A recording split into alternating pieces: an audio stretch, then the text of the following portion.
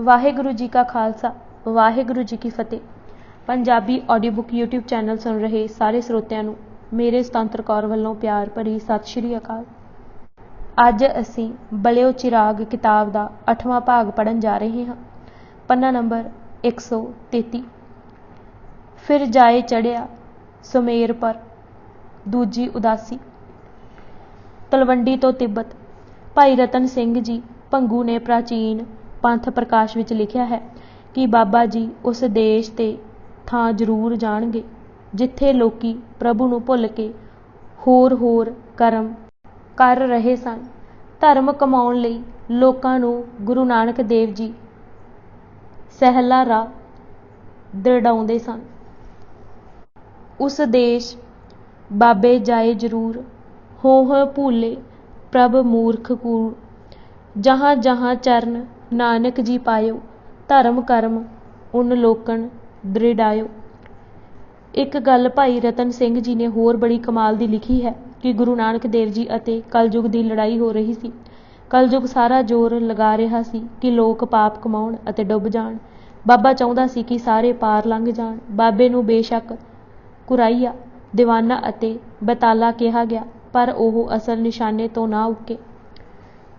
ਕੱਲ ਚਾਹੇ ਪਾਪੀ ਡੁੱਬ ਜਾਏ, ਬਾਬਾ ਚਾਹੇ ਉਨ ਪਾਰ ਲੰਘਾਏ। ਬਾਬਾ ਆਪਣੀ ਛੱਡੀ ਨਾ ਬਾਣ, ਤਾਰਿਓ ਚਾਹੇ ਸਗਲ ਜਹਾਨ। ਕਲਯੁਗ ਚਾਹੁੰਦਾ ਹੈ ਕਿ ਕਰਮਾਂ ਦਾ ਹਿਸਾਬ ਹੋਵੇ ਤਾਂ ਕਿ ਉਸ ਬਹਾਨੇ ਕਿਸੇ ਨੂੰ ਸ਼ਾਬਾਸ਼ ਅਤੇ ਕਿਸੇ ਨੂੰ ਦੰਡ ਮਿਲਦਾ ਰਹੇ ਅਤੇ ਉਹ ਲੋਕਾਂ ਤੇ ਆਪਣੀ ਹਕੂਮਤ ਕਰਦਾ ਰਹੇ। ਪਰ ਬਾਬਾ ਜੀ ਤਾਂ ਐਸਾ ਵਾਤਾਵਰਨ ਪੈਦਾ ਕਰਨਾ ਚਾਹੁੰਦੇ ਸਨ ਜਿੱਥੇ ਪਾਪ ਹੋ ਹੀ ਨਾ ਸਕਣ। ਜੇ ਪਾਪ ਨਹੀਂ ਹੋਣਗੇ ਤਾਂ ਕਲਯੁਗ ਦੀ ਪੁੱਛ ਨਹੀਂ ਰਹੇਗੀ। ਦੂਜੇ ਸ਼ਬਦਾਂ ਵਿੱਚ ਬਾਬਾ ਰਜਾ ਦਾ ਸਿਧਾਂਤ ਦ੍ਰਿੜਾਉਣਾ ਚਾਹੁੰਦੇ ਸਨ ਅਤੇ ਕਲਯੁਗ ਸਜ਼ਾ ਦਾ। ਕਲਯੁਗ ਚਾਹੇ ਨਿਜ ਅਦਲ ਬਹਾਇਆ, ਨਾਨਕ ਚਾਹੇ ਨਿਜ ਧਰਮ ਵਰਤਾਇਆ।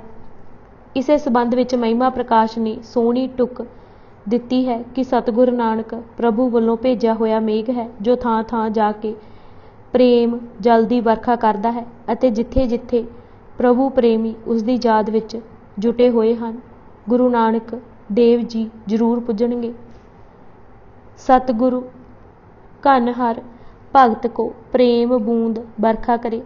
ਜਹਾਂ ਜਹਾਂ ਪ੍ਰੇਮੀ ਹੋਏ ਤਹਾਂ ਤਹਾਂ ਆਗਮ ਕਰੇ। ਕਲਗੀਧਰ ਦੇ 52 ਕਵੀਆਂ ਵਿੱਚੋਂ ਇੱਕ ਕੰਕਨ ਨੇ ਲਿਖਿਆ ਹੈ ਕਿ ਗੁਰੂ ਨਾਨਕ ਦੇਵ ਜੀ ਤਾਂ ਸ਼ਬਦ ਦਾ ਪੁਲ ਬਣਾ ਕੇ ਲੋਕਾਂ ਨੂੰ ਪਾਰ ਉਤਾਰਨ ਆਏ ਸਨ। ਧੰਨ ਧੰਨ ਨਾਨਕ ਗੁਰ ਕੀਨਾ ਪਰਉਪਕਾਰ, ਅਛਲ ਕਾ ਪੁਲ ਬਾਂਧ ਕੇ ਸ੍ਰਿਸ਼ਟੀ ਉਤਾਰੀ ਪਾਰ। ਇਸੇ ਤਰ੍ਹਾਂ ਕਲਯੁਗ ਦੇ ਭਰਮਾਏ ਅਤੇ ਪਛਾੜੇ ਹੋਏ ਸਨ ਜੋਗੀ, ਸਿੱਧ ਅਤੇ ਬੈਰਾਗੀ। ਉਹਨਾਂ ਨੂੰ ਇਹ ਸਮਝ ਤਾਂ ਆ ਗਈ ਸੀ ਕਿ ਜਗਤ ਮਿਥਿਆ ਹੈ ਅਤੇ ਇਹ ਗੱਲ ਲੋਕਾਂ ਨੂੰ ਸਮਝਾਉਣ ਦੀ ਥਾਵੇਂ ਉਹ ਘਰ-ਬਾਰ ਹੀ ਛੱਡ ਬੈਠੇ ਸਨ।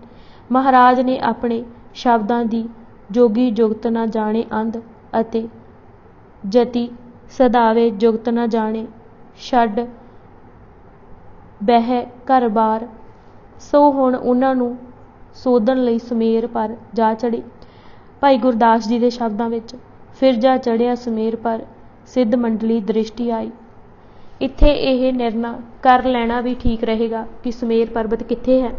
ਸਿੱਧਾਂ ਦੇ ਟਿਕਾਣੇ ਬਹੁਤ ਕਰਕੇ ਹਿਮਾਲਿਆ ਦੀਆਂ ਕੰਦਰਾਂ, ਮਾਨ ਸਰੋਵਰ ਦੀ ਝੀਲ, ਅਮਰਨਾਥ ਦੀਆਂ ਗੁਫਾਵਾਂ, ਰੁਦਰ ਹਿਮਾਲਾ ਦੇ ਕਿੰਗਰੇ ਤੇ ਚੋਟੀਆਂ ਹੀ ਹਨ। B.C. ਲਾ ਨੇ ਆਪਣੀ ਪੁਸਤਕ ਮਾਊਂਟੇਨਸ ਆਫ ਇੰਡੀਆ ਵਿੱਚ ਲਿਖਿਆ ਹੈ ਕਿ ਗੜਵਾਲ ਦੀ ਰਿਆਸਤ ਵਿੱਚ ਰੁਦਰ ਹਿਮਾਲਾ ਨੂੰ ਹੀ ਸੁਮੇਰ ਕਹਿੰਦੇ ਹਨ। ਪਿੱਛੇ ਜਿਹੇ ਸ਼੍ਰੀ U.K. ਸ਼ੁਕਲਾ ਨਾਂ ਦੇ ਇੱਕ ਰਿਸਰਚ ਸਕਾਲਰ ਨੇ ਦੱਸਿਆ ਕਿ ਸੁਮੇਰ ਮੱਧ ਹਿਮਾਲਿਆ ਵਿਚਕਾਰ ਹੈ।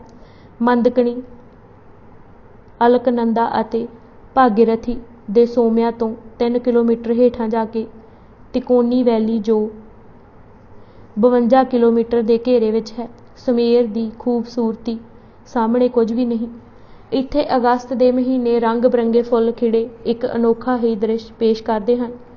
ਬ੍ਰਹਮ ਕਮਲ ਫੁੱਲ ਵੀ ਇਸੇ ਸੁਮੇਰ ਪਰਬਤ ਤੇ ਹੁੰਦਾ ਹੈ। ਜਦ ਬ੍ਰਹਮ ਕਮਲ ਪੂਰੀ ਤਰ੍ਹਾਂ ਖਿੜ ਜਾਏ ਤਾਂ ਇਸ ਦਾ ਫੈਲਾਅ 1.25 ਇੰਚ ਤੱਕ ਹੋ ਜਾਂਦਾ ਹੈ। ਇਸ ਦੀ ਭਿੰਨੀ ਖੁਸ਼ਬੂ ਨਾਲ ਮਨੁੱਖ ਅਤੇ ਗਨੂਦਗੀ ਛਾ ਜਾਂਦੀ ਹੈ। ਇਹ ਹੀ ਇੱਕ ਕਾਰਨ ਹੈ ਕਿ ਪੁਰਾਣੇ ਸਮਿਆਂ ਵਿੱਚ ਸਿੱਧ ਲੋਕ ਇੱਥੇ ਆ ਟਿਕਦੇ ਸਨ ਅਤੇ ਸਮਾਧੀ ਸਥਿਤ ਹੁੰਦੇ ਸਨ। ਇਹ ਸਪਸ਼ਟ ਹੈ ਕਿ ਮਹਾਰਾਜ ਦੀ ਦੂਜੀ ਉਦਾਸੀ ਪਹਾੜਾਂ 'ਤੇ ਸੀ ਅਤੇ ਪਹਾੜ ਵੀ ਉਹ ਜੋ ਦੂਰ ਅਤੇ ਉੱਚੇ ਸਨ। ਅਹੰਕਾਰ ਦੀਆਂ ਟੀਸੀਆਂ 'ਤੇ ਚੜ੍ਹੇ ਹੋਇਆਂ ਨੂੰ ਧਰਤੀ 'ਤੇ ਲਿਆਉਣ ਲਈ ਗੁਰੂ ਨਾਨਕ ਦੇਵ ਜੀ ਉਹਨਾਂ ਕੋਲ ਪੁੱਜੇ। ਇਸ ਸੰਬੰਧ ਵਿੱਚ ਪੁਰਾਤਨ ਜਨਮ ਸਾਖੀ ਦੇ ਸ਼ਬਦ ਪੜ੍ਹਨ ਨਾਲ ਸੰਬੰਧ ਰੱਖਦੇ ਹਨ। ਉਸ ਵਿੱਚ ਲਿਖਿਆ ਹੈ ਕਿ ਜਦ ਗੁਰੂ ਨਾਨਕ ਦੇਵ ਜੀ ਉੱਤਰਾਖੰਡ ਦੀ ਉਦਾਸੀ ਨੂੰ ਟੁਰੇ ਤਾਂ ਉਹਨਾਂ ਨਾਲ ਭਾਈ ਮਰਦਾਨਾ ਜੀ ਤੋਂ ਇਲਾਵਾ ਹੰਸੂ ਲਾਹੌਰ ਅਤੇ ਸਿੰਘੋ ਸ਼ੀਂਬਾ ਵੀ ਸਨ। ਮਹਾਰਾਜ ਨੇ ਜਿਸਮ ਦੁਆਲੇ ਚਮੜਾ ਲਪੇਟਿਆ ਹੋਇਆ ਸੀ, ਲੱਕ ਦੇ ਗਿਰਦ ਰੱਸੇ ਬੰਨ੍ਹੇ ਹੋਏ ਸਨ ਅਤੇ ਹੱਥ ਵਿੱਚ ਕੁਠਾਰ ਸੀ। ਪਹਾੜੀਆਂ 'ਤੇ ਚੜ੍ਹਨ ਵਾਲੇ ਜਾਣਦੇ ਹਨ ਕਿ ਰੱਸਿਆਂ ਦੀ ਕਿੰਨੀ ਲੋੜ ਹੁੰਦੀ ਹੈ। ਕੁਹਾੜੀ ਬਰਫਾਂ ਤੋੜਨ ਅਤੇ ਰਾਹ ਬਣਾਉਣ ਲਈ ਇੱਕ ਲੋੜੀਂਦਾ ਹਥਿਆਰ ਹੈ। ਜਿੱਥੇ ਅਸੀਂ ਗੁਰੂ ਨਾਨਕ ਦੇਵ ਜੀ ਨੂੰ ਇੱਕ ਯਾਤਰੂ ਦੇ ਤੌਰ 'ਤੇ ਦੇਖ ਕੇ ਅਚਰਜ ਹੁੰਦੇ ਹਾਂ, ਉੱਥੇ ਉਹਨਾਂ ਨੂੰ ਇੱਕ ਮਾਊਂਟੇਨੀਅਰ ਦੇ ਤੌਰ 'ਤੇ ਵੀ ਘੋਖਣ ਦੀ ਲੋੜ ਹੈ। ਹਜ਼ਾਰਾਂ ਫੁੱਟ ਦੀ ਉਚਾਈ 'ਤੇ ਨਵੀਨ ਵਸੀਲਿਆਂ ਦੀ ਅਣਹੋਂਦ ਤੋਂ ਬਗੈਰ ਸਾਥੀਆਂ ਸਮੇਤ ਚੜ੍ਹ ਜਾਣਾ ਉਹਨਾਂ ਦੀ ਸ਼ਖਸੀਅਤ ਦਾ ਇੱਕ ਹੋਰ ਪਹਿਲੂ ਪ੍ਰਗਟਾਉਂਦਾ ਹੈ। ਰਾਹ। ਇਸ ਉਦਾਸੀ ਬਾਰੇ ਰਾਹ ਦੇ ਵੇਰਵੇ ਦਾ ਵੀ ਮਤਭੇਦ ਹੈ। ਇੱਕ ਪੱਖ ਇਹ ਦਰਸਾਉਂਦਾ ਹੈ ਕਿ ਆਪ ਜੀ ਸਿਆਲਕੋਟ, ਜੰਮੂ, ਕਸ਼ਮੀਰ ਤੋਂ ਸੁਮੇਰ ਪਰਬਤ ਗਏ, ਪਰ ਜਦ ਸੁਮੇਰ ਪਰਬਤ ਦਾ ਠੀਕ ਅੰਦਾਜ਼ਾ ਰੁਦਰ ਹਿਮਾਲਾ ਲੱਗ ਗਿਆ ਹੈ ਤਾਂ ਗਿਆਨੀ ਗਿਆਨ ਸਿੰਘ ਜੀ ਤਵਾਰੀਖ ਖਾਲਸਾ ਵਿੱਚ ਲਿਖਿਆ, ਰਾਹ ਠੀਕ ਅਤੇ ਢੁਕਵਾਂ ਹੈ। ਉੱਥੋਂ ਨੇਪਾਲ, ਸਿੱਕਮ ਅਤੇ ਤਿੱਬਤ ਤੋਂ ਹੁੰਦੇ ਯਾਰਕੰਦ ਦੇ ਰਾਹ ਲੇਹ ਅਤੇ ਕਸ਼ਮੀਰ ਆਏ। ਭਾਈ ਬਿਹਾਲੋ ਜੀ ਨੇ ਪ੍ਰਸੰਗ ਗੁਰੂ ਕਾ ਵਿੱਚ ਲਿਖਿਆ ਹੈ, ਤਾਂ ਤੇ ਬਹੁ ਸੁਮੇਰ ਚੜ੍ਹਾਏ, ਸਿੱਧਾਂ ਸਿਉ ਤਹਿ ਕੀਨੀ ਚਰਚਾ, ਬਹੁਤ ਭਾਂਤ ਦੀਨੀ ਤਹਿ ਪਰਚਾ। ਗੁਰੂ ਨਾਨਕ ਦੇਵ ਜੀ ਤਲਵੰਡੀ ਤੋਂ ਕਲਾਨੌਰ, ਗੁਰਦਾਸਪੁਰ ਅਤੇ ਦਸੂਹੇ ਪੁੱਜੇ। ਦਸੂਹਾ ਬਾਰੇ ਇਹ ਗੱਲ ਪ੍ਰਸਿੱਧ ਸੀ ਕਿ ਇਹ ਰਾਜਾ ਬੈਰਾਠ ਦੀ ਰਾਜਧਾਨੀ ਸੀ। ਪਾਂਡੂਆਂ ਦਸੌਟੇ ਦੇ ਵਰ੍ਹੇ ਉੱਥੇ ਹੀ ਲੁੱਕ ਕੇ ਕੱਟੇ ਸਨ। ਸ਼ਰਤ ਇਹ ਸੀ ਕਿ ਜੇਕਰ ਪਾਂਡਵ ਉਸ ਸਾਲ ਪਛਾਣੇ ਗਏ ਤਾਂ 12 ਵਰ੍ਹਿਆਂ ਦਾ ਹੋਰ ਬਨਵਾਸ ਭੁਗਤਣਾ ਪਵੇਗਾ। ਇਸੇ ਕਰਕੇ ਯੁਧਿਸ਼ਟਰ ਖਿਲਾੜੀ, ਭੀਮਸੈਨ ਸ਼ਿਕਾਰ, ਅਰਜਨ ਹੀਜੜਾ, ਦ੍ਰੌਪਦੀ ਨਾਇਣ, ਨਕੁਲ ਘੋੜਿਆਂ ਦਾ ਵੈਦ ਅਤੇ ਸਹਿਦੇਵ ਜੋਤਸ਼ੀ ਬਣਿਆ। ਆਪ ਜੀ ਨੇ ਉੱਥੇ ਇਹ ਦੱਸਿਆ ਕਿ ਭੈੜੀ ਸੰਗਤ ਯੁਧਿਸ਼ਟਰ ਵਰਗਿਆਂ ਨੂੰ ਦੁੱਖਾਂ ਵਿੱਚ ਪਾ ਦਿੰਦੀ ਹੈ। ਜਵਾਲਾਮੁਖੀ। ਉੱਥੋਂ ਆਪ ਜੀ ਕੋਟਲਾ ਅਤੇ ਤਿਲੋਕਨਾਥ ਪੁੱਜੇ। ਤਿਲੋਕਨਾਥ ਸ਼ਬਦ ਦਾ ਪਰਚਾ ਦੇ ਕੇ ਪਾਲਮਪੁਰ, ਕੁੜੇਰਨ, ਕਾਂਗੜਾ ਹੁੰਦੇ ਹੋਏ ਜਵਾਲਾਮੁਖੀ ਪੁੱਜੇ। ਜਵਾਲਾਮੁਖੀ ਕਈ ਲਾਟਾਂ ਨਿਕਲਦੀਆਂ ਹਨ। ਲੋਕੀ ਲਾਟਾਂ ਨੂੰ ਪੂਜਦੇ ਹਨ। ਫਿਰੋਜ਼ ਤੁਗਲਕ ਨੇ ਮੰਦਰ ਢਾਹ ਕੇ ਉੱਪਰ ਨਹਿਰ ਚਲਾ ਦਿੱਤੀ ਸੀ, ਪਰ ਨਹਿਰ ਦੇ ਸੁੱਕਣ ਕਰਕੇ ਲਾਟਾਂ ਉਸੇ ਤਰ੍ਹਾਂ ਮੱਚਣ ਲੱਗ ਪਈਆਂ। ਜਹਾਂਗੀਰ ਨੇ ਵੀ ਕੋਸ਼ਿਸ਼ ਕੀਤੀ ਕਿ ਇਹ ਲਾਟਾਂ ਨਾ ਜਗਣ, ਪਰ ਉਹ ਵੀ ਸਫਲ ਨਾ ਹੋ ਸਕਿਆ। ਐਸ਼ਾਂ ਦਾ ਜੀਵਨ ਧਰਮ ਦੇ ਰਾਖਿਆਂ ਨੂੰ ਭੋਗਦੇ ਦੇਖ ਕੇ ਗੁਰੂ ਜੀ ਨੇ ਉਹਨਾਂ ਨੂੰ ਵਰਜਿਆ ਅਤੇ ਅੰਤਰ ਜੋਤ ਜਗਾਉਣ ਦਾ ਵੱਲ ਦੱਸਿਆ। ਅਰਜਨ ਨਾਂ ਦੇ ਇੱਕ ਨਾਗਾ ਤਪਾ ਨੇ ਸਿੱਖੀ ਧਾਰਨ ਕੀਤੀ। ਜਵਾਲਾਮੁਖੀ, ਗੋਰਖ ਡਿੱਬੀ ਤੋਂ ਉੱਤੇ ਗੁਰੂ ਨਾਨਕ ਦੇਵ ਜੀ ਦੀ ਧਰਮਸ਼ਾਲਾ ਬਣੀ ਹੈ। ਉੱਥੇ ਵੀ ਇਹ ਪ੍ਰਤੱਖ ਹੋਇਆ ਕਿ ਦੇਵਤਿਆਂ ਲਈ ਖਿਚੜੀ ਰਿੱਝ ਰਹੀ ਹੈ। ਆਪ ਜੀ ਨੇ ਗਿਆਨ ਦੀਆਂ ਅੱਖਾਂ ਬਖਸ਼ੀਆਂ ਅਤੇ ਵਹਿਮਾਂ ਤੋਂ ਲੋਕਾਂ ਨੂੰ ਉੱਚਾ ਹੋਣ ਲਈ ਕਿਹਾ।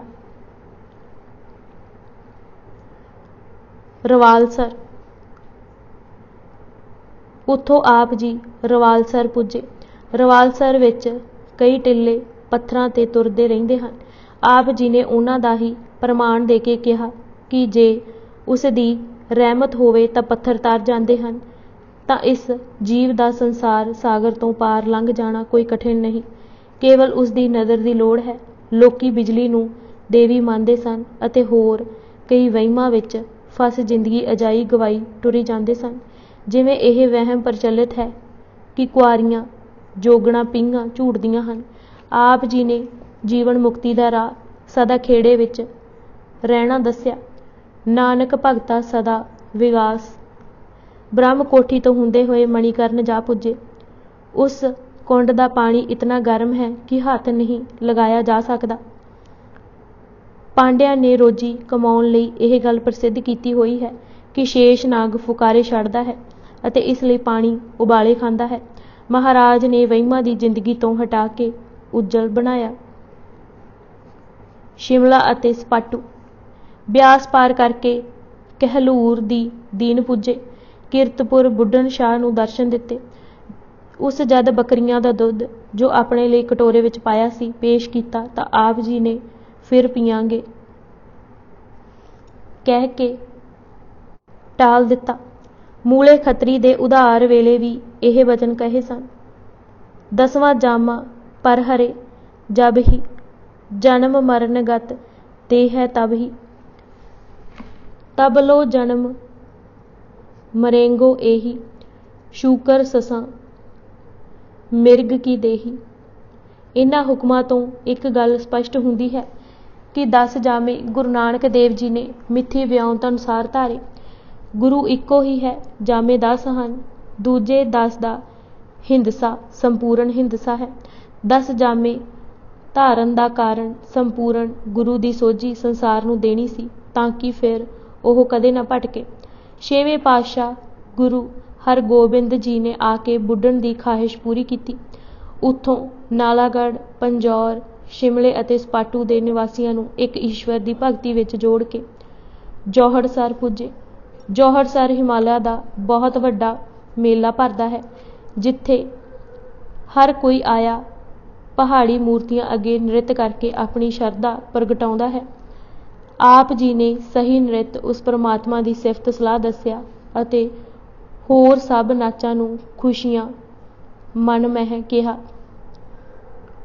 ਪਿਆਰੇ ਤੋਂ ਕੁਰਬਾਨ ਹੋ ਜਾਣਾ ਹੀ ਅਸਲ ਨਾਚ ਹੈ ਅਤੇ ਬਹਿੰਦਿਆਂ ਉੱਠਦਿਆਂ ਨਿਤ ਉਸ ਨੂੰ ਯਾਦ ਕਰਨਾ ਫੇਰੀ ਪਾਉਣਾ ਹੈ ਅਤੇ ਸਰੀਰ ਦਾ ਮਾਣ ਤਿਆਗਣਾ ਹੀ ਉਸ ਅੱਗੇ ਲੇਟ ਜਾਣਾ ਹੈ।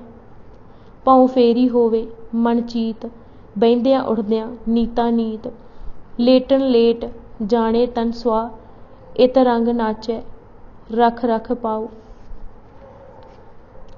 ਜਦ ਦੇਵਤੇ ਅਤੇ ਦੇਵੀ ਨੂੰ ਪ੍ਰਸੰਨ ਕਰਨ ਲਈ ਪਾਂਡੇ ਬੱਕਰੀਆਂ ਦੀ ਬਲੀ ਦੇਣ ਲੱਗੇ ਤਾਂ ਆਪ ਜੀ ਨੇ ਉਹਨਾਂ ਨੂੰ ਇਹਨਾਂ ਫੋਟਕ ਕਰਮਾਂ ਤੋਂ ਰੋਕਦੇ ਹੋਏ ਫਰਮਾਇਆ, ਜੜ ਅੱਗੇ ਚੇਤਨ ਨੂੰ ਮਾਰਨਾ ਕਿੱਥੋਂ ਦੀ ਅਕਲਮੰਦੀ ਹੈ।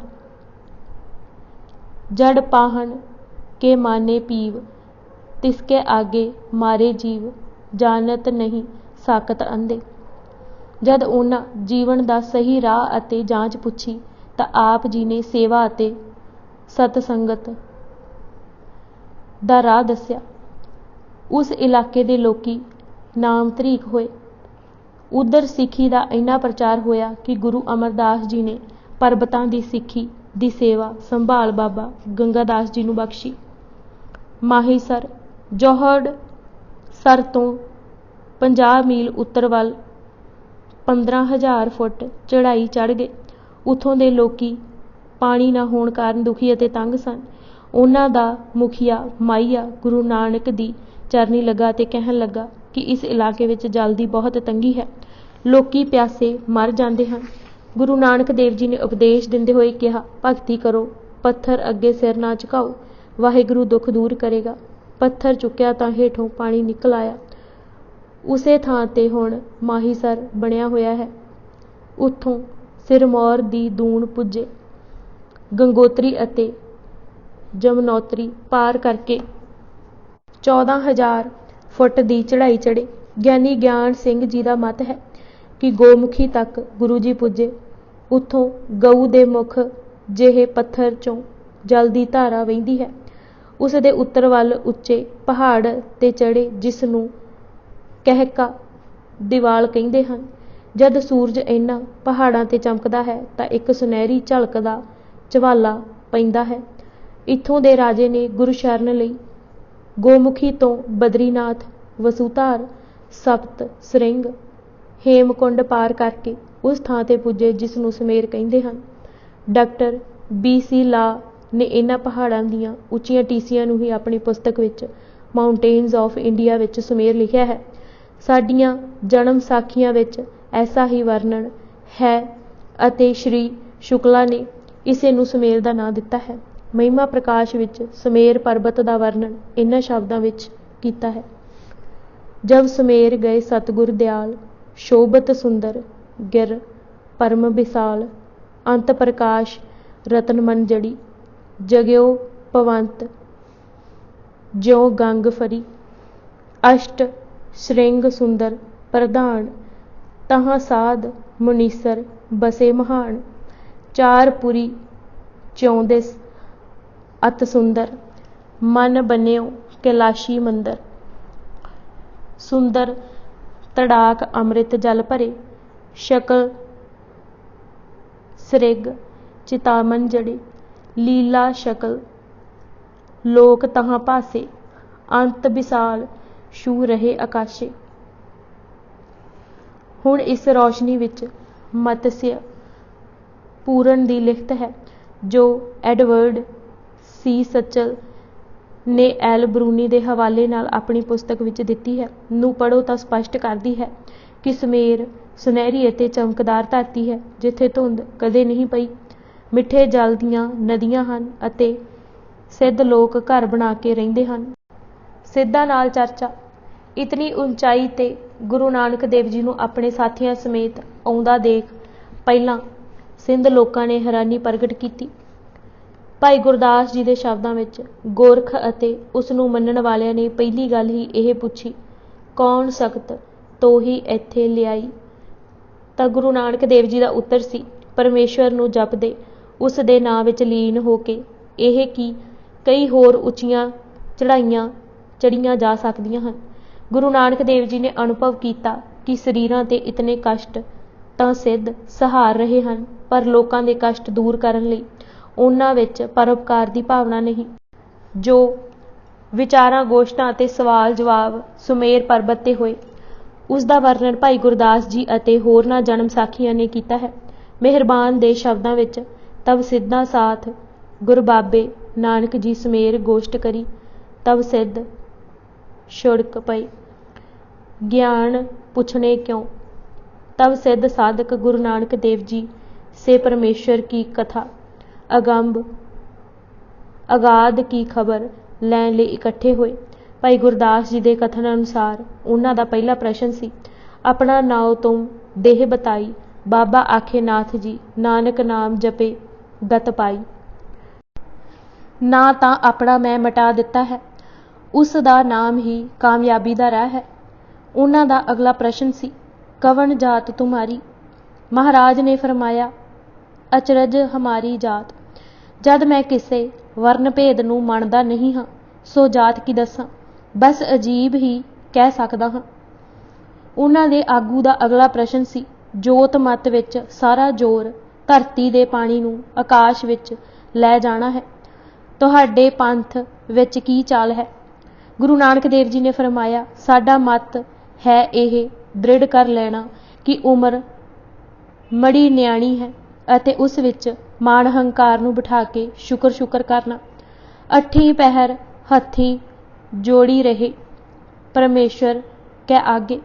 यह दृढ़ता असां पंथ नूं दिती है। धरती जिहा धीरज, गगन वर्गा विशाल ज्ञान अते उस विशाल ज्ञान नूं जान काम क्रोध निंदिया खुदी मिटावे अते ज्ञान के घर मह रहे। गुरु दे शब्द नूं कमाउंदा रहे। गुरु कै शब्द कौ कमावे, गुरमुख चाल चले। गोरखनाथ दा अगला प्रश्न सी कि असीं तां शरीर साधदे हां अते शरीर नूं कष्ट दे के सहज सुख भालदे हां, तुसीं किवें सहज विच टिकदे हो। महाराज ने फरमाया, दया ही असल पूर्ण शांति दिंदी है अते सिदक है जो रोशनी दिंदा है। ज्ञानी ज्ञान सिंह जी दी कीती दर्ज गोष्ठी अनुसार, दया हमारी सीत हिमांचल दीपक सिदक हमारा। फिर मछंदर नाथ ने जद शरीर की बनतर पूछी तो आप जी ने प्रभु के हुक्म की गल दसी। भरथरी का पुछना सी कि किस घाट इशनान करते हो, रिड़कते की हो, मैल किवें धोंदे हो, किस नाल तुसीं जुड़दे हो, किस नाल तोड़ लई है, तुहाडा नाम तुसीं किस तरह मिटा लिया, तृष्णा किवें मिटा लई, किहड़ी धूड़ मल लई है अते सब तो वड्डा सवाल सहज किवें प्राप्त कीता है अते किहड़ी आवाज़ तुसीं सुणदे हो। महाराज ਦਾ ਉੱਤਰ ਸੀ, ਰੋਜ਼ ਰਾਮ ਨਾਮ ਰਿੜਕਦੇ ਹਾਂ, ਹੰਕਾਰ ਦੀ ਟੀਸੀ ਤੋਂ ਥੱਲੇ ਉਤਰ ਕੇ ਨਿਮਰਤਾ ਦੇ ਸਰੋਵਰ ਵਿੱਚ ਇਸ਼ਨਾਨ ਕਰਦੇ ਹਾਂ, ਵਾਹਿਗੁਰੂ ਦੀ ਸਿਫਤ ਸਲਾਹ ਕਰਕੇ ਲੱਗੀ ਮੈਲ ਧੋਂਦੇ ਹਾਂ, ਵਾਹਿਗੁਰੂ ਦੀ ਰਜ਼ਾ ਵਿੱਚ ਟਿਕ ਕੇ ਉਸ ਦੀ ਆਵਾਜ਼ ਸੁਣਦੇ ਹਾਂ, ਸ਼ਬਦ ਨਾਲ ਕ੍ਰੋਧ ਮਾਰਦੇ ਹਾਂ ਅਤੇ ਗਗਨ ਨਗਰ ਵਿੱਚ ਉਸ ਦਾ ਨਾਮ ਰੱਖਦੇ ਹਾਂ, ਗੁਰੂ ਹਿਰਦੇ ਪਾਸ ਬੈਠ ਕੇ ਤ੍ਰਿਸ਼ਨਾ ਦੀ ਅੱਗ ਬੁਝਾਉਂਦੇ ਹਾਂ, ਧੂੜੀ ਸੇਵਾ ਦੀ ਮਲਦੇ ਹਾਂ, ਸਾਧ ਸੰਗਤ ਵਿੱਚ ਰੋਜ਼ ਜਾ ਕੇ ਸਹਿਜ ਕਮਾਉਂਦੇ ਹਾਂ ਅਤੇ ਨਾਦ ਨਿਰੋਲ ਬਾਣੀ ਵਾਲਾ ਹੀ ਵਜਾਉਂਦੇ ਹਾਂ। ਗੁਰਹਿਵ ਸ਼ੀਤਲ ਅਗਨ ਬੁਝਾਵੇ, ਸੇਵਾ ਸੁਰਤ ਵਿਭੂਤ ਚੜਾਵੇ, ਦਰਸ਼ਨ ਆਪ ਸਹਿਜ ਘਰ ਆਵੇ, ਨਿਰਮਲ ਬਾਣੀ ਨਾਦ ਵਜਾਵੇ। ਜਦ ਫਿਰ ਝੰਗਰਨਾਥ ਝੂਮਦਾ ਅੱਗੇ ਵਧਿਆ ਤਾਂ ਉਸ ਦੇ ਸਰੀਰ ਦਾ ਡੀਲ ਡੌਲ ਦੇਖ ਕੇ ਭਾਈ ਮਰਦਾਨਾ ਜੀ ਨੇ ਕਿਹਾ, ਮਹਾਰਾਜ ਆਗਿਆ ਬਖਸ਼ੋ ਤਾਂ ਮੈਂ ਵੀ 2-4 ਹੱਥ ਕਰ ਲਵਾਂ। ਮਹਾਰਾਜ ਮੁਸਕਰਾ ਪਏ ਅਤੇ ਕਹਿਣ ਲੱਗੇ ਕਿ ਇਹ ਕੁਸ਼ਤੀ ਨਹੀਂ, ਗੋਸ਼ਟੀ ਹੈ, ਸ਼ਬਦ ਵਿਚਾਰ ਹੈ। ਝੰਗਰਨਾਥ ਦੇ ਪ੍ਰਸ਼ਨਾਂ ਦਾ ਉੱਤਰ ਦਿੰਦੇ ਹੋਏ ਕਿਹਾ, ਨਾ ਕੋਈ ਮੇਰਾ ਨਾਂ ਹੈ, ਨਾ ਕੋਈ ਮੇਰੀ ਜਾਤ ਹੈ, ਬਾਣੀ ਸਤਨਾਮ ਹੈ, ਸਿਫਤ ਸਲਾਹ ਗਾਉਣਾ ਹੀ ਕਰਮ ਹੈ। ਇੱਕ ਹੋਰ ਸਿੱਧ ਕਨੀਫੇ ਨੇ ਕਿਹਾ, ਕੰਨ ਪੜਵਾਏ ਬਗੈਰ, ਮੁੰਦਰਾਂ ਪਾਏ ਬਗੈਰ, ਗੋਰਖ ਨੂੰ ਗੁਰੂ ਬਣਾਏ ਬਗੈਰ ਪਰਮ ਪਦ ਪ੍ਰਾਪਤ ਨਹੀਂ ਹੋ ਸਕਦਾ। ਗੁਰੂ ਮਹਾਰਾਜ ਨੇ ਉੱਤਰ ਵਜੋਂ ਕਿਹਾ ਕਿ ਜੋਗੀ ਉਹ ਹੈ ਜੋ ਸਿਰਫ ਮਾਇਆ ਨੂੰ ਪਾੜੇ। ਏਕੋ ਚੀਰਾ ਜਾਣੇ ਜੋਗੀ, ਕਲਪ ਮਾਇਆ ਤੇ ਭਏ ਅਰੋਗੀ। ਉਸ ਉਪਰੰਤ ਹਨੀਫੇ ਸਿੱਧ ਦਾ ਪ੍ਰਸ਼ਨ ਸੀ, ਤੁਸੀਂ ਦੁਨੀਆ ਕਿਵੇਂ ਜਿੱਤੀ ਹੈ? ਮਹਾਰਾਜ ਦਾ ਕਹਿਣਾ ਹੈ, ਸੰਤ ਸੰਗ ਨਾਲ। ਗੋਪੀ ਚੰਦ ਨੇ ਪੁੱਛਿਆ ਕਿ ਤੁਹਾਡਾ ਇੱਧਰ ਆਉਣ ਦਾ ਮੰਤਵ ਕੀ ਹੈ ਅਤੇ ਮਾਤ ਲੋਕ ਵਿੱਚ ਕੀ ਵਰਤ ਰਿਹਾ ਹੈ? ਤਾਂ ਗੁਰੂ ਨਾਨਕ ਦੇਵ ਜੀ ਨੇ ਕਿਹਾ ਕਿ ਨਿਰੋਲ ਇੱਧਰ ਆਉਣ ਦਾ ਮੰਤਵ ਤੁਹਾਨੂੰ ਲੋਕਾਂ ਦੇ ਦੁੱਖਾਂ ਵਿੱਚ ਸ਼ਾਮਿਲ ਕਰਨਾ ਹੈ। ਮਾਤ ਲੋਕ ਦੀ ਗੱਲ ਪੁੱਛਦੇ ਹੋ, ਉੱਥੇ ਤਾਂ ਸੱਚ ਚੰਦਰਮਾ ਕੂੜ ਅੰਧਾਰਾ। ਕਲਕਾਤੀ ਰਾਜੇ ਕਸਾਈ ਧਰਮ ਪੰਖ ਕਰ ਉਡਰਿਆ, ਕੂੜ ਅਮਾਵਸ ਸੱਚ ਚੰਦਰਮਾ ਦਿਸੇ ਨਾਹੀਂ ਕਹਿ ਚੜਿਆ। ਉਹਨਾਂ ਪੁਰਸ਼ਾਂ ਨੂੰ ਮੈਂ ਢੂੰਡ ਰਿਹਾ ਹਾਂ ਜਿਨ੍ਹਾਂ ਨੂੰ ਕੁਝ ਕੁ ਸੋਝੀ ਆਈ ਹੈ ਤਾਂ ਕਿ ਹਨੇਰੇ ਨਾਲ ਲੜ ਸਕਣ। ਕੂੜ ਅਮਾਵਸ ਵਰਤਿਆ, ਹਉ ਭਲਾਇਨ ਚੜਿਆ ਸੰਸਾਰਾ। ਤੁਸੀਂ ਸਿੱਧ ਲੋਕ ਪਹਾੜਾਂ ਤੇ ਛੁਪ ਬੈਠੇ, ਲੁਕਾਈ ਦੀ ਸਾਰ ਕੌਣ ਲਵੇ? ਸਿੱਧ ਛਿਪ ਬੈਠੇ ਪਰਬਤੀ, ਕੌਣ ਜੁਗਤ ਕੋ ਪਾਰ ਉਤਾਰਾ। ਦੇਸ਼ ਦੀ ਹਾਲਤ ਇਹ ਹੈ, ਕੱਲ ਆਈ ਕੁੱਤੇ ਮੂੰਹੀ, ਖਾਜ ਹੋਇਆ ਮੁਰਦਾਰ ਗੁਸਾਈ। ਰਾਜੇ ਪਾਪ ਕਮਾਵਦੇ, ਉਲਟੀ ਵਾੜ ਖੇਤ ਕਿਉਂ ਖਾਈ। ਪਰਜਾ ਅੰਧੀ ਗਿਆਨ ਬਿਨ, ਕੂੜ ਕੁਸੁਤ ਮੁਖ ਅਲਾਈ। ਚੇਲੇ ਸਾਜ ਵਜਾਈਂਦੇ, ਨਾਚ ਗੁਰੂ ਬਹੁਤ ਬਿਦ ਭਾਈ। ਸੇਵਕ ਬੈਠਣ ਘਰਾਂ ਵਿੱਚ, ਗੁਰ ਉੱਠ ਘਰੀ ਨਿਤਾੜੇ ਜਾਈ। ਕਾਜੀ ਹੋਏ ਰਿਸ਼ਵਤੀ, ਵੱਡੀ ਲੈ ਕੇ ਹੱਕ ਗਵਾਈ। ਇਸਤਰੀ ਪੁਰਖੈ ਦਾਮ ਹਿਤ, ਭਾਵੇਂ ਆਏ ਕਿਥਾਉ ਜਾਈ। ਵਰਤਿਆ ਪਾਪ ਸਬਸ ਜਗ ਮਾਹੀ। ਕਿਹੜਾ ਝੱਲੇ ਗੁਰੂ ਦੀ ਝਾਲਾ। ਪੱਥਰਾਂ ਵਿੱਚ ਰਹਿ ਕੇ ਪੱਥਰ ਹੋ ਚੁੱਕੇ ਮਨਾਂ ਨੇ ਬਜਾਏ ਇਸ ਦੇ ਕਿ ਗੁਰੂ ਵੱਲੋਂ ਦੱਸੀ ਦਸ਼ਾ ਨੂੰ ਸਵਾਰਨ ਲਈ ਹੇਠਾਂ ਉਤਰਦੇ, ਸਗੋਂ ਉਲਟਾ ਮਨ ਵਿੱਚ ਇਹ ਵਿਚਾਰਿਆ ਕਿ ਐਸਾ ਨਾਨਕ ਜੇ ਉਹਨਾਂ ਦੇ ਪੰਥ ਤੇ ਟੁਰ ਪਏ ਤਾਂ ਉਹਨਾਂ ਦਾ ਨਾਂ ਰੌਸ਼ਨ ਕਰੇ। ਇਸ ਮੰਤਵ ਲਈ ਉਹਨਾਂ ਆਪਣਾ ਰੋਹਬ ਜਤਲਾਉਣ ਲਈ ਕਰਾਮਾਤ ਅਤੇ ਪੈਸੇ ਦਾ ਸਹਾਰਾ ਲਿਆ। ਭਾਈ ਗੁਰਦਾਸ ਜੀ ਅਨੁਸਾਰ ਉਹਨਾਂ ਇੱਕ ਖੱਪਰ ਗੁਰੂ ਨਾਨਕ ਦੇਵ ਜੀ ਨੂੰ ਦਿੱਤਾ ਕਿ ਨੇੜੇ ਦੇ ਤਲਾਬ 'ਚੋਂ ਪਾਣੀ ਭਰ ਲਿਆਉਣ। ਗੁਰੂ ਨਾਨਕ ਦੇਵ ਜੀ ਤਲਾਬ ਤੋਂ ਵਾਪਸ ਆ ਕੇ ਕਹਿਣ ਲੱਗੇ ਕਿ ਪਾਣੀ ਉੱਥੇ ਨਹੀਂ ਹੈ, ਤਾਂ ਸਿੱਧਾ ਕਿਹਾ ਕਿ ਉਹਨਾਂ ਨੇ ਉੱਥੇ ਰਤਨ ਜਵਾਹਰਾਤ ਨਹੀਂ ਦੇਖੇ। ਗੁਰੂ ਨਾਨਕ ਦੇਵ ਜੀ ਨੇ ਮੁੜਮਾ ਉੱਤਰ ਦਿੰਦੇ ਹੋਏ ਕਿਹਾ, ਲੈਣ ਉਹ ਪਾਣੀ ਗਏ ਸਨ, ਹੀਰਿਆਂ ਨਾਲ ਉਹਨਾਂ ਨੂੰ ਕੀ। ਸਿੱਧ ਇਹ ਸੁਣ ਸ਼ਰਮਸਾਰ ਹੋਏ ਅਤੇ ਗੁਰੂ ਨਾਨਕ ਦੇਵ ਜੀ ਦੀ ਅਜ਼ਮਤ ਅੱਗੇ ਸਿਰ ਝੁਕਾਇਆ। ਸਿੱਧੀ ਮਨੇ ਵਿਚਾਰਿਆ ਕਿਵੇਂ ਦਰਸ਼ਨ ਇਹ ਲੈਵੇ ਬਾਲਾ। ਐਸਾ ਜੋਗੀ ਕਲ ਮਹਿ ਹਮਰੇ, ਪੰਥ ਕਰੇ ਉਜਿਆਲਾ।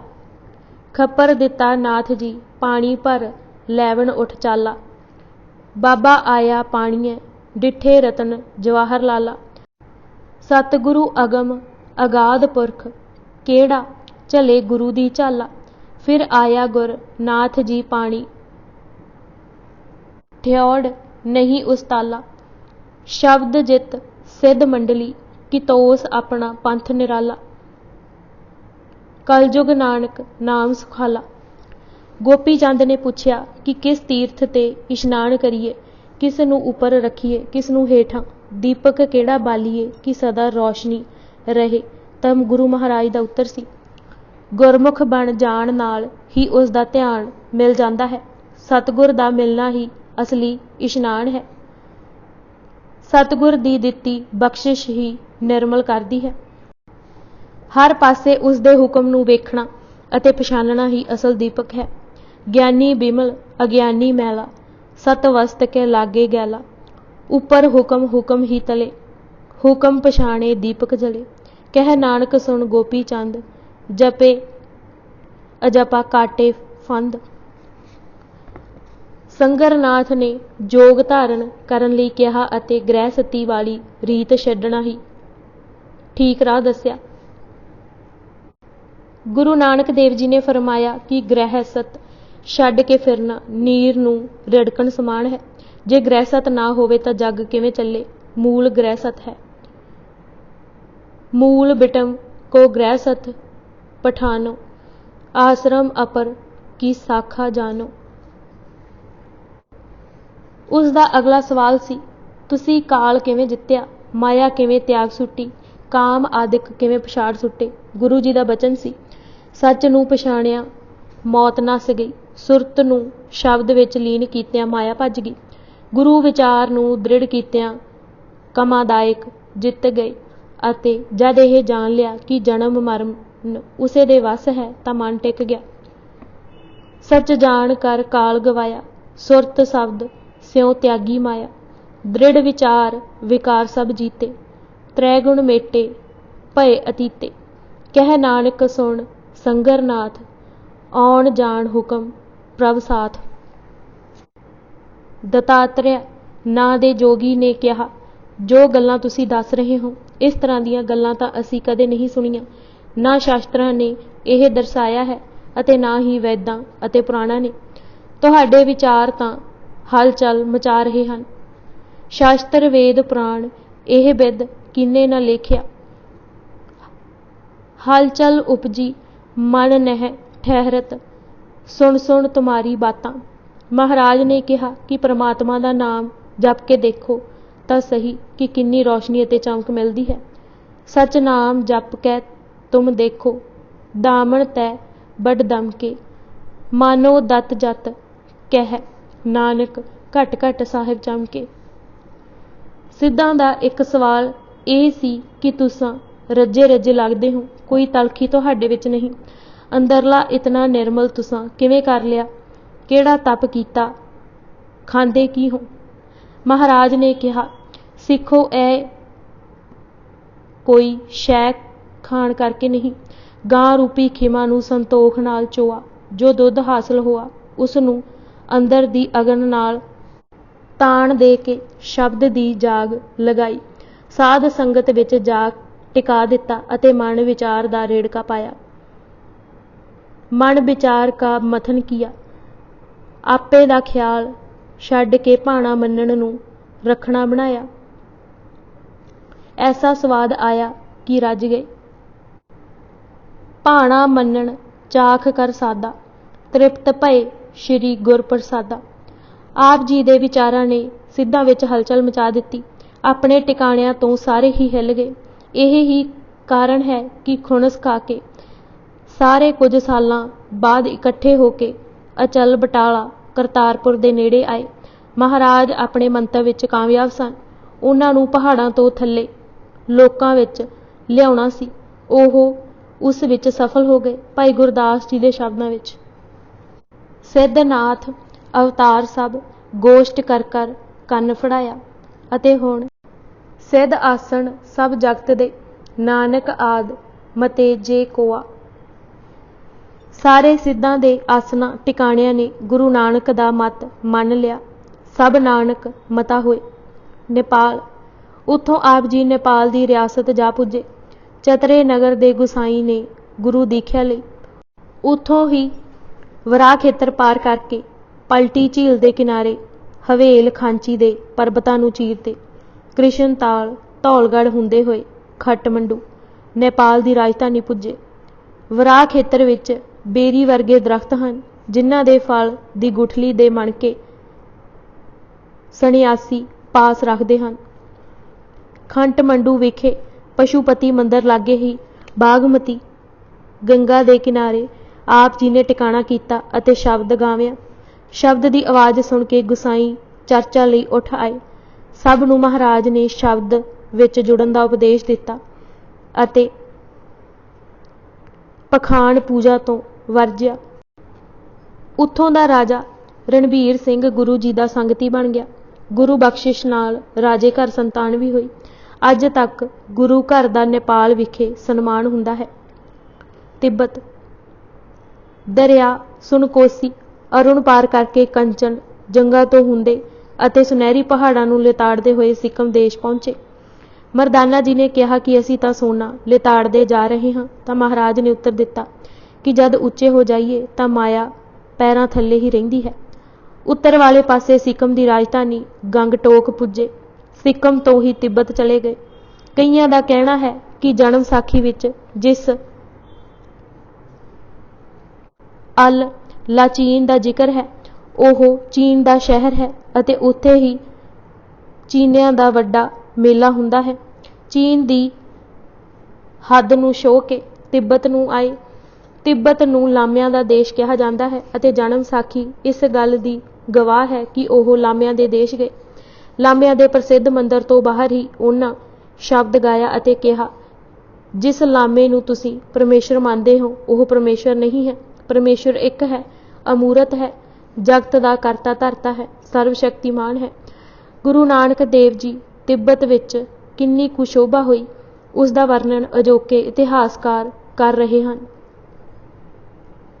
ਤਰੰਗਪੱਕਾ ਤੁਲਕੂ ਨੇ ਇੰਡੀਅਨ ਟਾਈਮਜ਼ ਵਿੱਚ ਲਿਖਿਆ ਸੀ ਕਿ ਗੁਰੂ ਨਾਨਕ ਦੇਵ ਜੀ ਨੂੰ ਸਾਰੇ ਤਿੱਬਤ ਵਿੱਚ ਪਦਮ ਸੰਭਵ ਦਾ ਅਵਤਾਰ ਸਮਝਿਆ ਜਾਂਦਾ ਹੈ।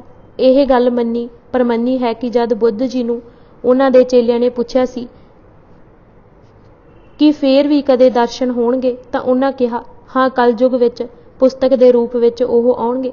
ਉਸ ਸਮੇਂ ਉਹਨਾਂ ਦਾ ਪੂਰਾ ਆਦਰ ਦੇਣਾ ਅਤੇ ਅਗਵਾਈ ਲੈਣੀ। ਗੁਰੂ ਨਾਨਕ ਦੇਵ ਜੀ ਸ਼ਬਦ ਦਾ ਅਵਤਾਰ ਹਨ ਅਤੇ ਉਹਨਾਂ ਗੁਰ ਸ਼ਬਦ ਤੇ ਹੀ ਜ਼ੋਰ ਦਿੱਤਾ ਹੈ। ਸ਼ਬਦ ਗੁਰੂ ਗ੍ਰੰਥ ਸਾਹਿਬ ਵਿੱਚ ਮੂਰਤੀਮਾਨ ਹੈ। ਸਾਰੇ ਤਿੱਬਤੀ ਇੱਕ ਵਾਰੀ ਗੁਰੂ ਗ੍ਰੰਥ ਸਾਹਿਬ ਦਾ ਦਰਸ਼ਨ ਜ਼ਰੂਰ ਕਰਦੇ ਹਨ। ਇਸੇ ਸੰਬੰਧ ਵਿੱਚ ਮੇਜਰ N. ਈਸ਼ਰ ਨੇ ਲਿਖਿਆ ਸੀ ਕਿ ਜਦ ਉਹ ਸਿਲੀਗੁੜੀ ਤੋਂ ਗੰਗਟੋਕ ਪੁੱਜੇ ਤਾਂ ਉੱਥੋਂ ਉੱਤਰ ਵੱਲ ਤੁਰਦੇ ਪੈਗਾਂਗ ਜਾ ਨਿਕਲੇ। ਉੱਥੇ ਹੀ ਲੇਚਨਚੂ ਅਤੇ ਲਚੰਗਚੂ ਦਾ ਮੇਲ ਅਤੇ ਸ਼ੂਕ ਦੀ ਤਿਸਤਾ ਨਦੀ ਵਿੱਚ ਤਿੰਨਾਂ ਦਾ ਸੰਗਮ ਹੁੰਦੇ ਡਿੱਠਾ।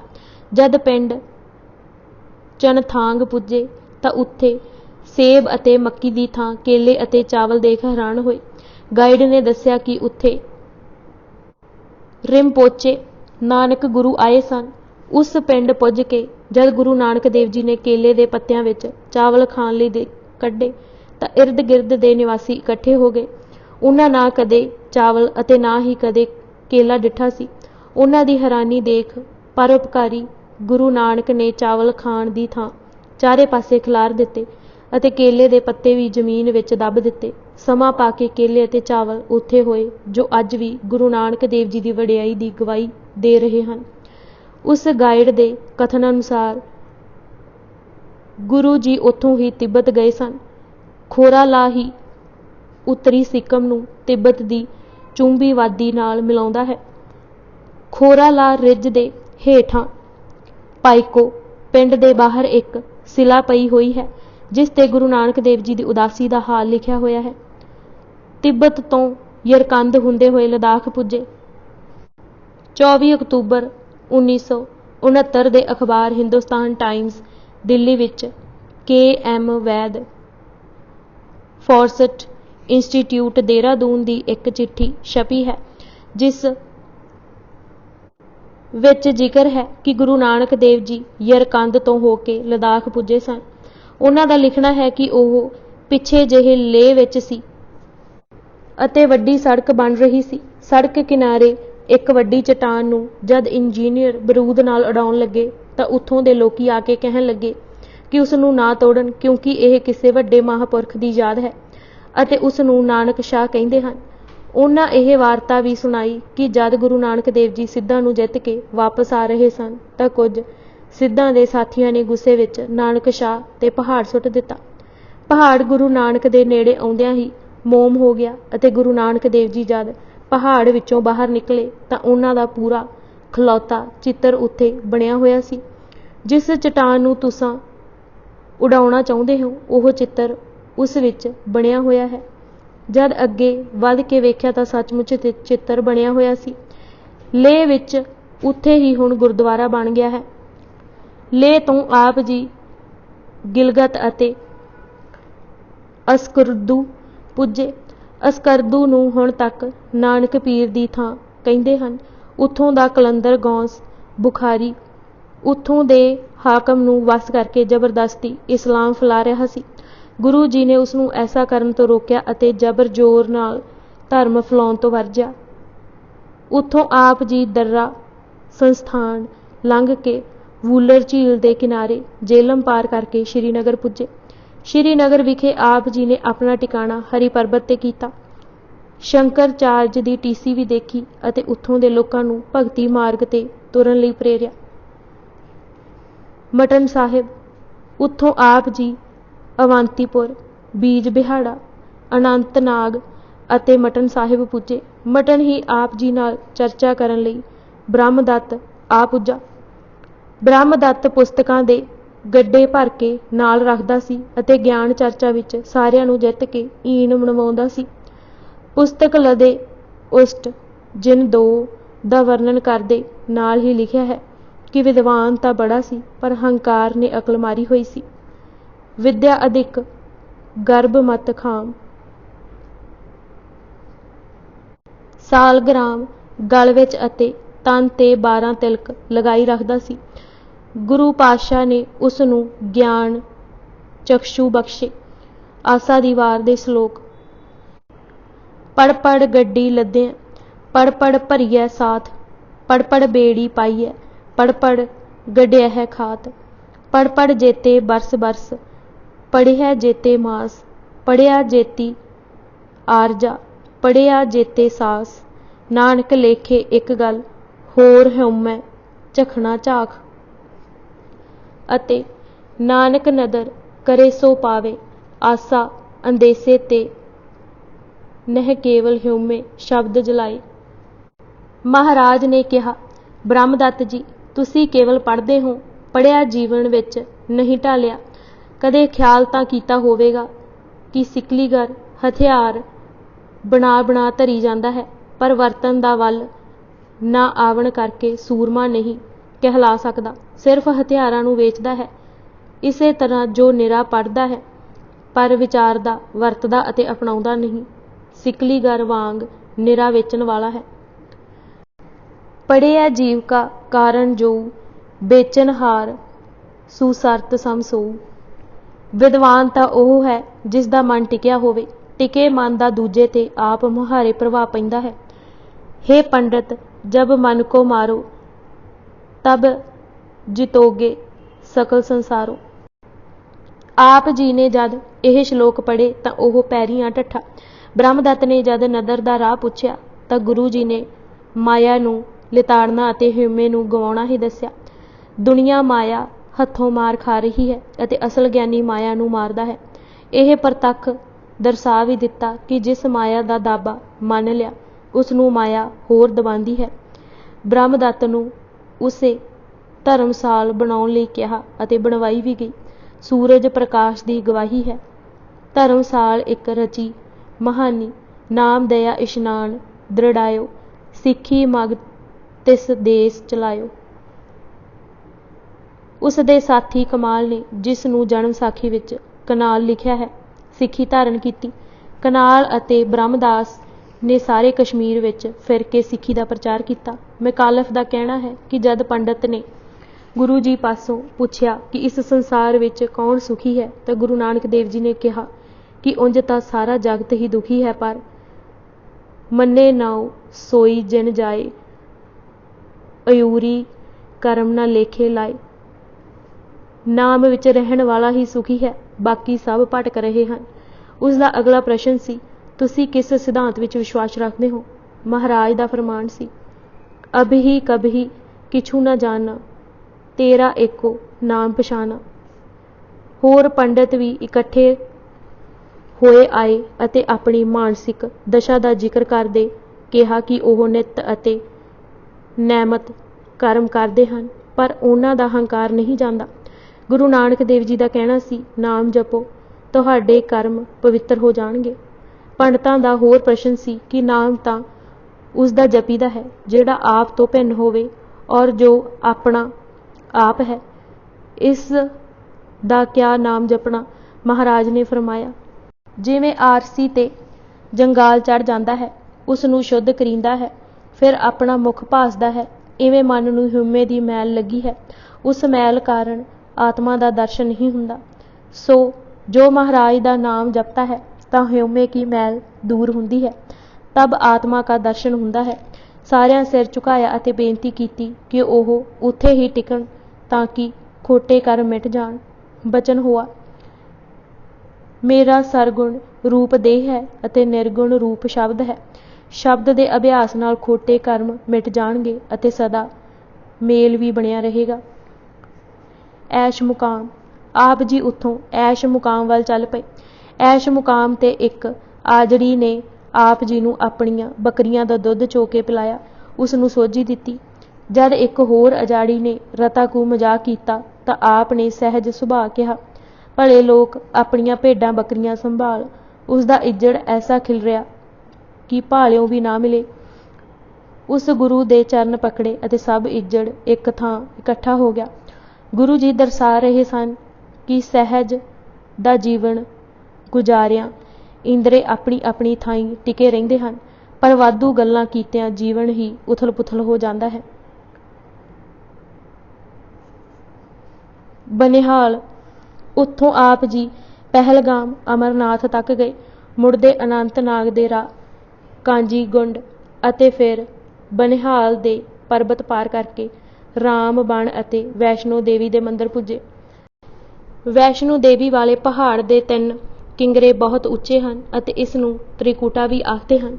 ਇੱਥੋਂ ਦੀ ਗੁਫਾ ਦਾ ਨਾਮ ਗਰਭਜੋਨ ਰੱਖਿਆ ਹੋਇਆ ਹੈ। ਗੁਫਾ ਦੇ ਬੂਹੇ ਅੱਗੇ ਬੈਠ ਕੇ ਆਪ ਜੀ ਨੇ ਮਾਰੂ ਰਾਗ ਵਿੱਚ ਇਹ ਸ਼ਬਦ ਪੜ੍ਹਿਆ, ਛੋੜ ਪ੍ਰਾਣੀ ਕੂੜ ਕਬਾੜਾ, ਕੂੜ ਮਾਰੇ ਕਾਲ ਉਛਹਾੜਾ, ਸਾਖਤ ਕੂੜ ਪਚਹਿ ਮਨ ਹਉਮੈ, ਦੋਹ ਮਾਰਗ ਪਚੇ ਪਚਾਈ ਹੈ, ਛੋੜੇ ਨਿੰਦਾ ਤਾਤੀ ਪਰਾਈ, ਪੜ ਪੜ ਦਜਹਿ ਸਾਤ ਨ ਆਈ, ਮਿਲ ਸਤ ਸੰਗਤ ਨਾਮ ਸਲਾਹੋ, ਆਤਮ ਰਾਮ ਸਖਾਈ ਹੈ। ਤੇ ਐਸੇ ਪਖੰਡ ਕਰਮ ਤੋਂ ਵਰਜਿਆ। ਜੰਮੂ, ਉੱਥੋਂ ਆਪ ਜੀ ਜੰਮੂ ਪੁੱਜੇ। ਗੁਮੰਟ ਦਰਵਾਜ਼ੇ ਤੋਂ ਲੰਘਦੇ ਆਪ ਜੀ ਵੱਡੇ ਮੰਦਰ ਰਘੂਨਾਥ ਗਏ। ਜੰਮੂ ਜਾਮਵੰਤ ਦੇ ਨਾਂ ਤੇ ਵਸਿਆ ਸ਼ਹਿਰ ਹੈ। ਇਸ ਨੂੰ ਮੰਦਰਾਂ ਦਾ ਸ਼ਹਿਰ ਵੀ ਕਹਿੰਦੇ ਹਨ। ਜਾਮਵੰਤ ਦੀ ਗੁਫਾ ਪ੍ਰਸਿੱਧ ਹੈ। ਇਸ ਗੁਫਾ ਵਿੱਚ ਜਦ ਹਵਾ ਚਲੀ ਜਾਂਦੀ ਹੈ ਤਾਂ ਅੰਦਰੋਂ ਛੂ ਛੂ ਦੀ ਆਵਾਜ਼ ਆਉਣ ਤੇ ਜੋਗੀ ਕਹਿੰਦੇ ਹਨ ਕਿ ਦੇਖੋ, ਜਾਮਵੰਤ ਅੰਦਰ ਬੈਠਾ ਹੋਇਆ ਸਾਹ ਲੈ ਰਿਹਾ ਹੈ। ਲੋਕੀ ਪੂਜਾ ਕਰਦੇ ਅਤੇ ਪਦਾਰਥ ਚੜਾਉਂਦੇ ਹਨ। ਇਸ ਖੱਡ ਦਾ ਨਾਮ ਰਾਮ ਖੋਹ ਰੱਖਿਆ ਹੋਇਆ ਸੀ। ਔਰੰਗਜ਼ੇਬ ਨੇ ਉਸ ਨੂੰ ਕਬਜ਼ੇ ਵਿੱਚ ਕਰਕੇ ਪੀਰ ਖੋਹ ਕਰ ਦਿੱਤਾ। ਮਹਾਰਾਜ ਨੇ ਪਖੰਡ ਤੋਂ ਵਰਜਿਆ ਅਤੇ ਫਰਮਾਇਆ ਕਿ ਮਮਤਾ ਵਧੇ ਨਾ ਉਹ ਅਵਧੂਤ ਹੀ ਰਹੇ ਹਨ ਅਤੇ ਨਾ ਸੰਸਾਰੀ। ਐਸੀ ਦੋਗਲੀ ਜ਼ਿੰਦਗੀ ਦਾ ਤਿਆਗਣਾ ਹੀ ਠੀਕ ਧਰਮ ਹੈ। ਮਮਤਾ ਮੋਹ ਕਾਮਣੀ ਹਿਤਕਾਰੀ, ਨਾ ਅਵਧੂਤ ਨਾ ਸੰਸਾਰੀ। ਉਹਨਾਂ ਨੂੰ ਦੰਭ ਛਲ ਅਤੇ ਪੱਥਰ ਪੂਜਾ ਤਿਆਗਣ ਲਈ ਕਿਹਾ। ਜੰਮੂ ਦਾ ਰਾਜਾ ਸੋਭਾ ਸੁਣ ਕੇ ਨੰਗੇ ਪੈਰੀ ਦਰਸ਼ਨਾਂ ਨੂੰ ਆਇਆ। ਸੁੰਨਤ ਨਗਨ ਪਗ ਤੁਰਨ ਧਾਇਓ। ਜਦ ਉਸ ਨੇ ਉਪਦੇਸ਼ ਦੇਣ ਲਈ ਕਿਹਾ ਤਾਂ ਆਪ ਜੀ ਨੇ ਫਰਮਾਇਆ, ਪਰਜਾ ਨਾਲ ਇਨਸਾਫ ਕਰਨਾ, ਆਪਣਾ ਸੁੱਖ ਐਸ਼ ਗਵਾ ਕੇ ਪਰਜਾ ਨੂੰ ਖੁਸ਼ਹਾਲ ਕਰਨਾ, ਐਸਾ ਪ੍ਰਬੰਧ ਕਰਨਾ ਕਿ ਰਿਆਸਤ ਵਿੱਚ ਕਿਸੇ ਨੂੰ ਖਾਣ ਪੀਣ ਦੀ ਥੁੜ ਨਾ ਰਹੇ, ਰੱਬ ਦਾ ਭੈ ਅਤੇ ਸ਼ਰਧਾ ਦਿਲ ਵਿੱਚ ਰੱਖਣੀ, ਦਇਆ ਧਰਮ ਅਤੇ ਨਿਆਂ ਦਾ ਰਾਜ ਰੱਖਣਾ। ਸੂਰਜ ਪ੍ਰਕਾਸ਼ ਦੇ ਸ਼ਬਦਾਂ ਵਿੱਚ, ਦੀਜੇ ਸਦਾ ਧਰਮ ਕੋ ਨਿਆਉ, ਲੋਭ ਪਰ ਨਾਹੀ ਕਰ ਕਰ ਨਿਆਉ, ਸੇਵਾ ਸੰਤਨ ਕੀ ਚਿਤ ਦੀਜੈ, ਨਗਨ ਛੜਿਤ ਪਰ ਕਰੁਣਾ ਕੀਜੈ। ਜੰਮੂ ਤੋਂ ਆਪ ਜੀ ਸਿਆਲਕੋਟ ਗਏ। ਸਿਆਲਕੋਟ।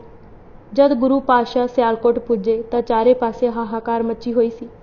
ਇੱਕ ਹਮਜ਼ਾ ਗੌਸ ਦੇ ਨਾਂ ਦਾ ਪੀਰ ਇੱਥੇ ਕਹਿ ਕੇ ਚਲੀਹਾ ਕੱਟ ਰਿਹਾ ਸੀ ਕਿ ਸਾਰਾ ਸ਼ਹਿਰ ਹੀ ਝੂਠਿਆਂ ਦਾ ਹੈ ਅਤੇ 40 ਦਿਨਾਂ ਦੇ ਵਰਤ ਬਾਅਦ ਉਹ ਜਦ ਆਪਣੀ ਗੁਫਾ ਵਿੱਚੋਂ ਬਾਹਰ ਨਿਕਲੇਗਾ ਤਾਂ ਸਾਰਾ ਸ਼ਹਿਰ ਕਰਾਮਾਤੀ ਸ਼ਕਤੀਆਂ ਨਾਲ ਤਬਾਹ ਕਰ ਦੇਵੇਗਾ। ਗੁਰੂ ਮਹਾਰਾਜ ਉਸ ਦੀ ਗੁਫਾ ਦੇ ਬਾਹਰ ਜਾ ਬੈਠੇ ਅਤੇ ਸ਼ਬਦ ਦੀ ਉੱਚੀ ਧੁਨ ਕੱਢੀ। ਗੁਫਾ ਵਿੱਚ ਤਰੇੜ ਪਈ ਤਾਂ ਉਹ ਬਾਹਰ ਆਇਆ ਅਤੇ ਕਹਿਣ ਲੱਗਾ ਕਿ ਤੁਸੀਂ ਕੌਣ ਹੋ ਜੋ ਇਹਨਾਂ ਝੂਠਿਆਂ ਦੀ ਇਮਦਾਦ 'ਤੇ ਆਏ ਹੋ। ਮਹਾਰਾਜ ਨੇ ਕਿਹਾ ਕਿ ਇਹ ਪੀਰੀ ਨਹੀਂ ਕਿ ਇੱਕ ਦੇ ਝੂਠ ਨਾਲ ਸਜ਼ਾ ਸਾਰੇ ਸ਼ਹਿਰ ਨੂੰ ਦਿੱਤੀ ਜਾਏ। ਜੇ ਇੱਕ ਨੇ ਉਸ ਨਾਲ ਕੀਤੇ ਪ੍ਰਣ ਅਨੁਸਾਰ ਆਪਣਾ ਲੜਕਾ ਉਸ ਦੇ ਹਵਾਲੇ ਨਹੀਂ ਕੀਤਾ ਤਾਂ ਬਾਕੀਆਂ ਨੂੰ ਸਜ਼ਾ ਦੇਣੀ ਧਰਮ ਨਹੀਂ। ਫਿਰ ਵੀ ਉਸ ਦੀ ਤਸੱਲੀ ਲਈ ਇਹ ਦਰਸਾਇਆ ਜਾ ਸਕਦਾ ਹੈ ਕਿ ਸਿਆਲਕੋਟ ਵਿੱਚ ਜੀਵਨ ਦਾ ਮਹੱਤਵ ਸਮਝਣ ਵਾਲੇ ਵੀ ਵਸਦੇ ਹਨ। ਗੁਰੂ ਨਾਨਕ ਦੇਵ ਜੀ ਨੇ ਭਾਈ ਮਰਦਾਨਾ ਜੀ ਨੂੰ ਬਾਜ਼ਾਰ ਵਿੱਚ ਭੇਜਿਆ ਕਿ ਉਹ ਇੱਕ ਪੈਸੇ ਦਾ ਸੱਚ ਅਤੇ ਇੱਕ ਪੈਸੇ ਦਾ ਝੂਠ ਖਰੀਦ ਲਿਆਵੇ। ਕਈਆਂ ਤਾਂ ਮਖੌਲ ਹੀ ਜਾਣਿਆ, ਪਰ ਭਾਈ ਮੂਲਾ ਨਾਂ ਦੇ ਖੱਤਰੀ ਨੇ 2 ਪੈਸੇ ਲੈ ਕੇ ਇੱਕ ਕਾਗਜ਼ ਦੇ ਪੁਰਜੇ 'ਤੇ ਲਿਖ ਦਿੱਤਾ, ਜੀਵਣਾ ਝੂਠ, ਅਤੇ ਦੂਜੇ 'ਤੇ ਲਿਖ ਦਿੱਤਾ, ਮਰਨਾ ਸੱਚ। ਦੋਵੇਂ ਕਾਗਜ਼ ਦੇ ਪੁਰਜੇ ਲੈ ਕੇ ਜਦ ਭਾਈ ਮਰਦਾਨਾ ਜੀ ਪੁੱਜੇ ਤਾਂ ਨਾਨਕ ਦੇਵ ਜੀ ਨੇ ਦੋਵੇਂ ਟੁਕੜੇ ਪੀਰ ਅੱਗੇ ਧਰ ਕੇ ਉਸ ਦੀ ਤਸੱਲੀ ਕਰਵਾਈ। ਹਮਜ਼ਾ ਗੌਸ ਨੂੰ ਉਪਦੇਸ਼ ਦਿੰਦੇ ਫਰਮਾਇਆ, ਪੀਰ ਜੀ, ਰੱਬ ਦੀ ਵਾਹਿਦ ਸ਼ਕਤੀ ਨੂੰ ਕਦੀ ਵੀ ਵੰਗਾਰਨਾ ਨਹੀਂ ਚਾਹੀਦਾ। ਰੱਬ ਦਾ ਕਾਨੂੰਨ ਆਪਣੇ ਹੱਥ ਵਿੱਚ ਨਹੀਂ ਲੈਣਾ ਚਾਹੀਦਾ। ਉਹ ਆਪ ਹੀ ਜਾਣਦਾ ਹੈ ਕਿ ਪਾਪੀਆਂ ਅਕ੍ਰਿਤਘਣਾਂ ਨੂੰ ਕਦ ਸਜ਼ਾ ਦੇਣੀ ਹੈ ਅਤੇ ਕਿਵੇਂ ਦੇਣੀ ਹੈ। ਫਕੀਰਾਂ ਦਾ ਇੱਕ ਹੀ ਕੰਮ ਹੈ ਕਿ ਪ੍ਰਭੂ ਦੀ ਬੰਦਗੀ ਵਿੱਚ ਜੁਟੇ ਰਹਿਣਾ।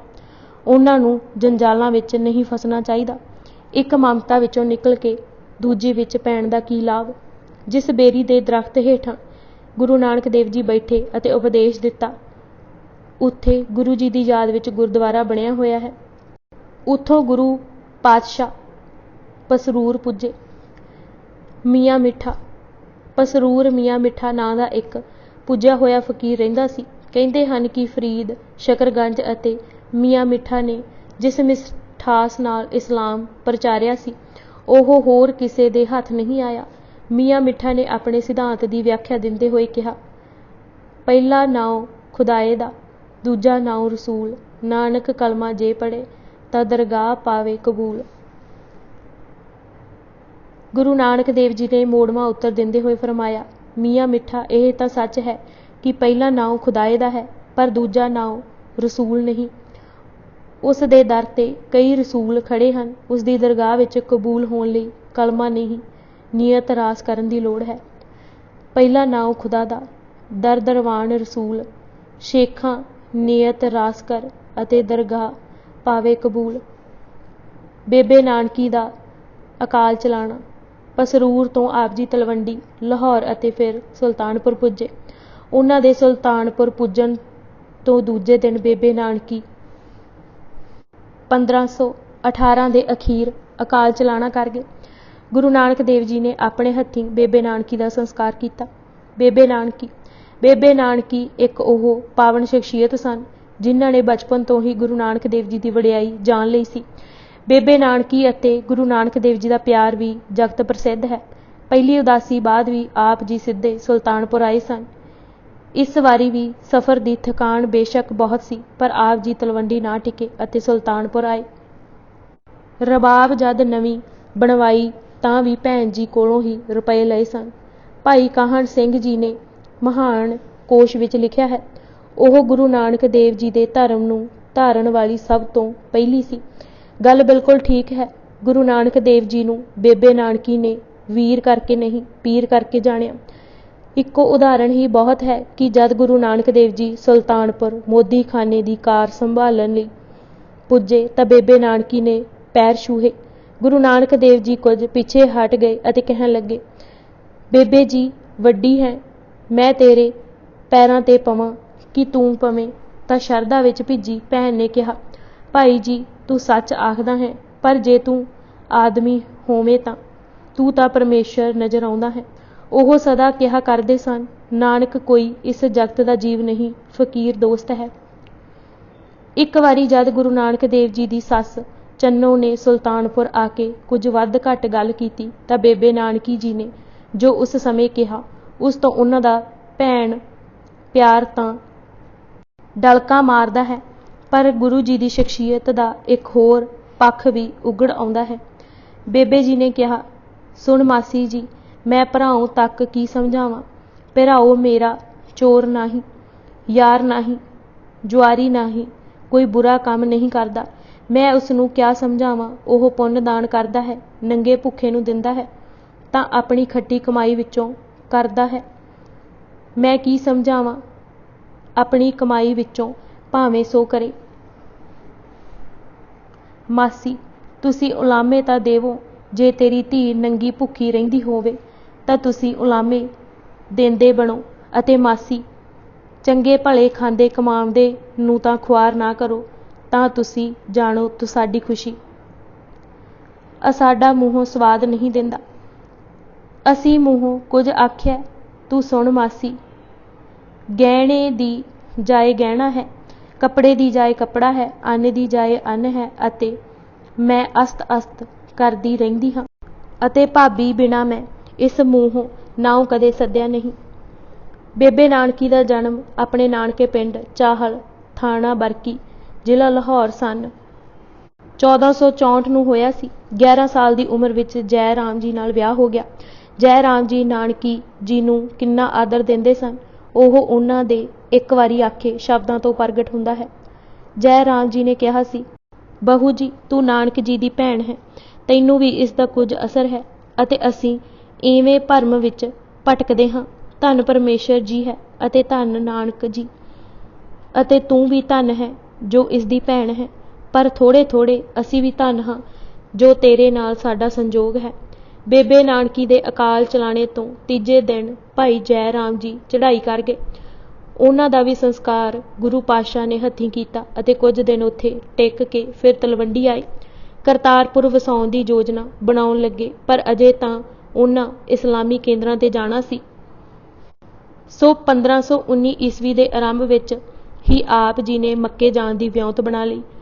ਭਾਈ ਗੁਰਦਾਸ ਜੀ ਦੇ ਕਥਨ ਅਨੁਸਾਰ ਬਾਬਾ ਫਿਰ ਮੱਕੇ ਗਿਆ, ਨੀਲ ਬਸਤਰ ਧਾਰੇ ਬਣਵਾਰੀ। ਅੱਜ ਅਸੀਂ ਬਲਿਓ ਚਿਰਾਗ ਕਿਤਾਬ ਦੇ 153 ਪੰਨੇ ਪੜ੍ਹ ਚੁੱਕੇ ਹਾਂ। ਬਾਕੀ ਦੀ ਕਿਤਾਬ ਅਸੀਂ ਅਗਲੇ ਭਾਗ ਵਿੱਚ ਪੜ੍ਹਾਂਗੇ। ਵਾਹਿਗੁਰੂ ਜੀ ਕਾ ਖਾਲਸਾ, ਵਾਹਿਗੁਰੂ ਜੀ ਕੀ ਫਤਿਹ।